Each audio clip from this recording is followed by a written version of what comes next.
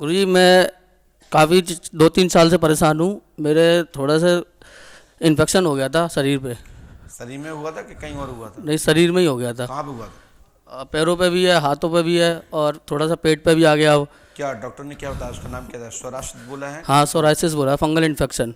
हम्म? Fungal infection. हम्म। तो ये बीमारी है और मैंने इसका ट्रीटमेंट भी ले लिया, दवाई भी ले ली, सही हो जाता हूँ, ये फिर से इसके हो पीछे जाती का है। कारण बताया क्यों है? ये ऐसा कुछ नहीं बताया। नहीं बताया। हाँ, बोला था कि एलर्जी है, मतलब किसी चीज़ से एलर्जी हो गई है एलर्जी तुम्हें। किसी कपड़े से आई कि किसी आदमी के साथ आई या किसी और कहीं से आई? कहाँ से आई? नहीं, यही बताया था कि मतलब ऐसी किसी के कपड़े वपड़े आप तुमने मतलब पहन लिए हो या किसी मतलब किसी से किसी के पहनते हो? नहीं नहीं, मैं नहीं पहनता। फिर बस, और एक गुरुजी नौकरी के बारे में जानना चाहता हूँ। लो, ये आई कहाँ से? ये बीमारी, हाँ, अब ये तो गुरुजी पता ही नहीं, इसलिए तो आप ही के पास आया शादी हो हूँ। गई है? शादी अभी नहीं हुई।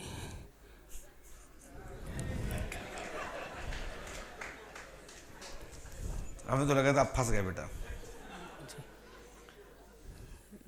गलत कह रहे हैं क्या? नहीं नहीं, सही बोल रहे हैं आप। लेकिन सही कह रहा था, फिर हम काय को बोलें? कछ बोले ही नहीं। जब बच्चा स्वीकार कर रहा है तो क्या करें? हमने इतना लिखा, जितना समझ में आया इतना लिखा। और भी कुछ पूछना चाहते हैं? सिर्फ नौकरी के बारे में हमने पूछना लिखा चाहता शरीर में चर्म रोग है, चर्म रोग है, सोरासिस रोग है। यह इन्फेक्शन है। स्त्री महिला से संपर्क के कारण यह चर्म रोग फंगल इन्फेक्शन आपके शरीर में समाहित हुआ है। हमारी गारंटी है तुम ठीक हो जाओगे। आशीर्वाद है। गुरुजी नौकरी के बारे में जानना चाहता हूँ बस। नौकरी के बारे में, नौकरी की लगेगी या कोई ऐसा कोई बिजनेस? व्यक्ति था आपकी जानकारी में जिसको दादा हो? इतना याद नहीं आ रहा गुरुजी। फिर नाम बताऊं मैं? नाम बता दीजिए तो। उलझ जाएगी कहानी। नहीं, नहीं, अच्छा है, पता चल जाएगी ना कौन था। अच्छा, बाद में तो नहीं कहोगे फिर जाको घर ही ले चले? फिर नहीं, फिर उससे दूर तो वैसे ही है, और दूर हो जाएंगे हमेशा के लिए। लो बेटा, इसको करो, ठीक है ना? हनुमान जी पास रखो। ये पसीना से बनता है। ठीक, खड़े हो जाइए। मेरे 3 प्रश्न है। अब हम ये तो नहीं कह सकते हम 3 लिखे कि नहीं लिखे, लेकिन मैं इतना जरूर कह सकता हूं कि 3 के बाहर हमने भी नहीं लिखा है। तुम जो बोलोगे वो हमने 3 में ही अंदर लिखा है, चाहे फिर वो ऊपर वाला हो, चाहे बीच वाला हो, चाहे नीचे वाला हो, लेकिन है 3 में से हमारे पास। बोलिए। एक पुत्र चाहता हूँ। आपको? जी। तुम्हें तो नहीं होगा साहब। पत्नी आई है? पत्नी है, कहाँ है? दरबार में ही है। क्या नाम है? रत्नी। है? रत्नी से। पढ़ दीजिए। आपने तो बताया नहीं। नहीं। तुम्हारे तो होगा नहीं। रत्नी देवी को जुड़वा पुत्र होगा। आशीर्वाद है। जय जय श्री राम। खूब पढ़ो, आंखें फाड़ फाड़ के पढ़ो, ये पढ़ने का दरबार है, ठीक है? मेरे 2 बच्चियां हैं, उनके अब स्वास्थ्य तुम्हारे ठीक 2 नहीं नहीं 200 हो, हमें कोई दिक्कत नहीं।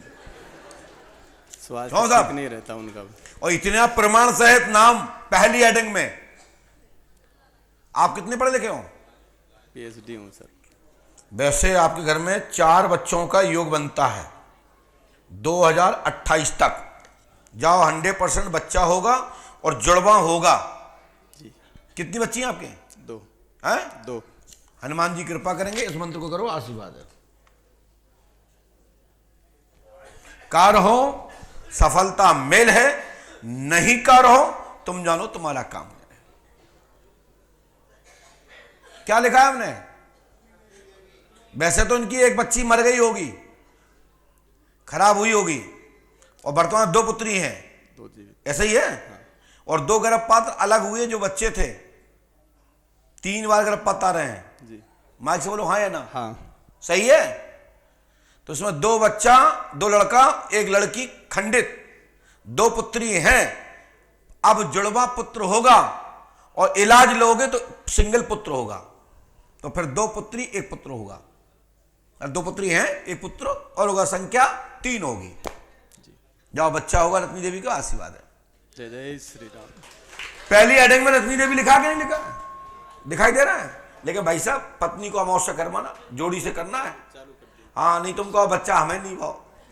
अभी ये टेक्निक आई नहीं है, प्राचीन है, लेकिन पहले भी पुरुषों को होती आई। कुछ आख्यान ऐसे मिलते हैं, छेपक कथाएं मिलती हैं कि कई पुरुष को बच्चे हुए हैं, ऐसी कथाएं हैं। और अभी भी एक यूट्यूब पे देख रहे थे कि एक पुरुष गर्भवती है।